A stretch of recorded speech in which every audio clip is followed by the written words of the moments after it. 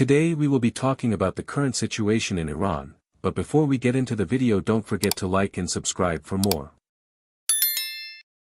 What is happening in Iran right now did not begin with a single event, a single protest, or a single decision. It began slowly, quietly, and almost invisibly, inside people's daily lives.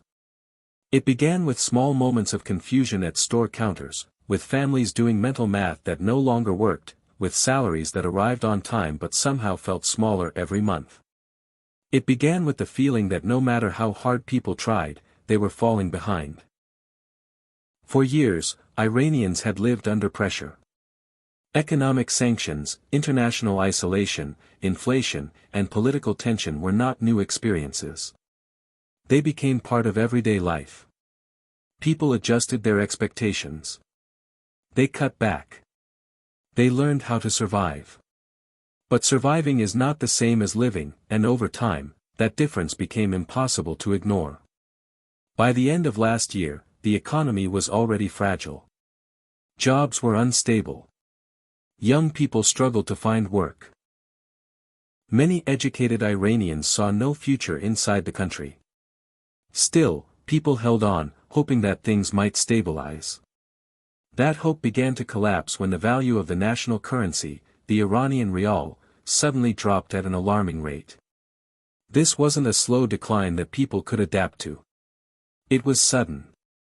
Violent. In just a short period of time, the rial lost a massive portion of its value against the dollar. Overnight, savings that took years to build became worth far less. Prices changed daily, sometimes hourly. What people earned no longer matched what things cost. For ordinary families, the impact was immediate and personal. Food became more expensive. Meat, rice, oil, dairy products, items once considered basic necessities, turned into luxuries. Medicine became harder to afford and, in some cases, harder to find. Rent increased while wages stayed the same. The cost of living rose faster than anyone could keep up with. This wasn't just about numbers on a screen. It felt like people were watching their future disappear in real time. The first visible response came from the bazaars. For centuries, these markets have been the backbone of Iran's economy. When the bazaars speak, the country listens. Shop owners closed their stalls. Traders refused to sell at prices that guaranteed loss. Entire sections of markets went quiet. It wasn't just protest. It was desperation. From the bazaars, anger spilled into the streets. At first, people gathered to complain about prices, about the currency, about the economy. The chants were focused on money, on survival, on fairness. But as the crowds grew, the message began to change. People started asking questions that went beyond economics. Why does this keep happening? Why are the same people always suffering? Why does no one take responsibility? The protests spread quickly. Tehran was only the beginning. Other major cities followed. Then smaller towns. Then university campuses.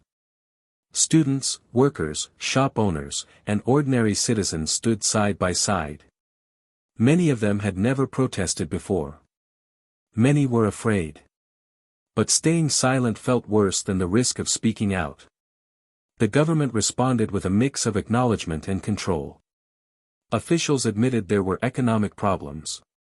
Financial figures were replaced. Promises of reform were made. But trust was already deeply damaged. People had heard promises before, and nothing had changed.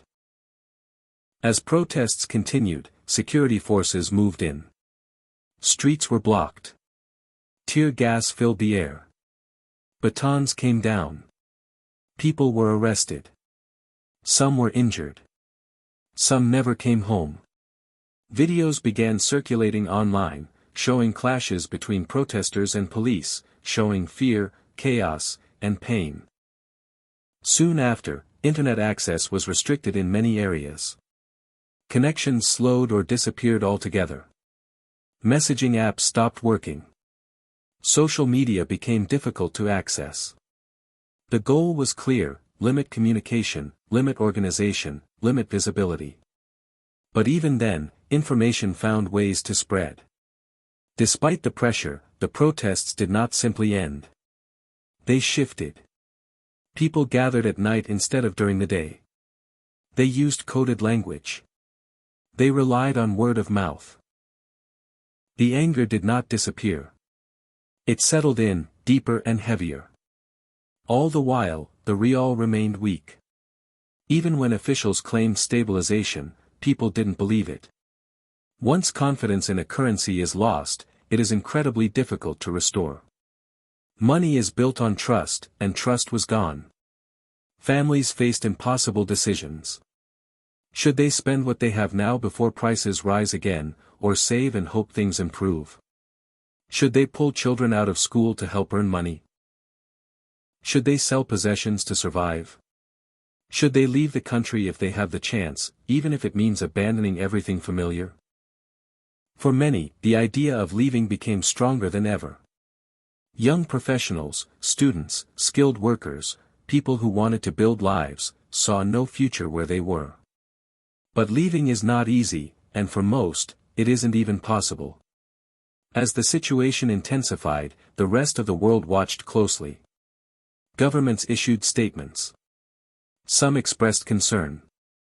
Some condemned the violence. Others were careful, avoiding strong positions. Iran, after all, sits at the center of a sensitive region, and every word carries weight. Inside Iran, officials blamed foreign powers. They accused outside forces of encouraging unrest and destabilizing the country. State media framed the protests as exaggerated, manipulated, or dangerous. The message was consistent: the problem was not internal failure, but external interference.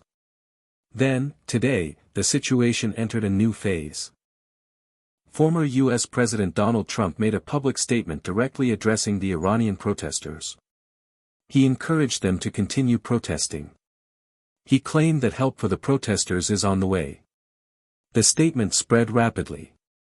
It dominated headlines. It sparked debate.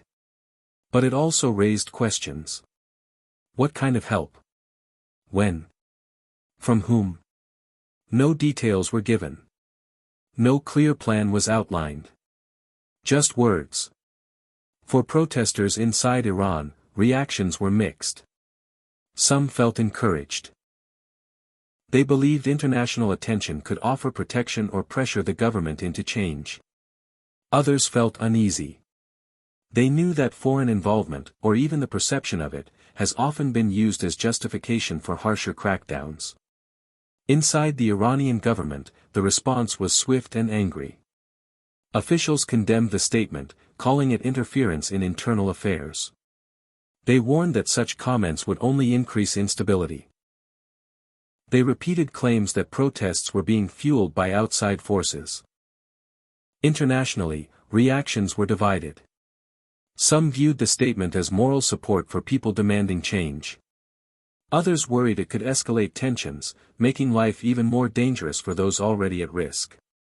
But on the streets of Iran, daily life continued under pressure. People still had to find food. Still had to go to work. Still had to protect their families. Fear remained, but so did anger. And beneath both, there was still hope, fragile, uncertain, but alive. This is the part that statistics and headlines cannot fully capture. Protests are not lived as historical moments. They are lived as long days filled with anxiety, exhaustion, and uncertainty. They are lived as nights spent listening for footsteps, wondering if someone will knock on the door. For many Iranians, this moment feels like standing at the edge of something unknown. The economy is fragile.